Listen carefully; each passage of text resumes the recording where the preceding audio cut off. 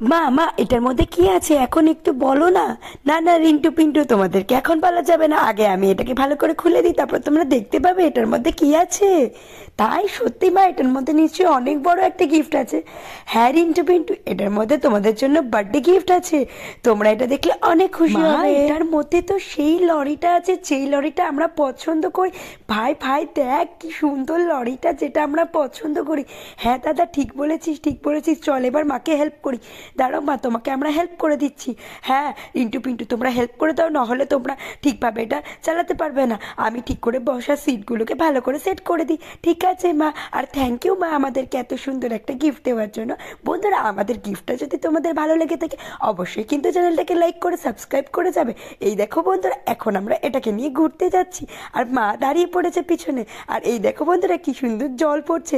এটা কি বলো তো? তোমরা যদি বলতে পারো কমেন্ট করে, তাহলে কিন্তু তোমাদের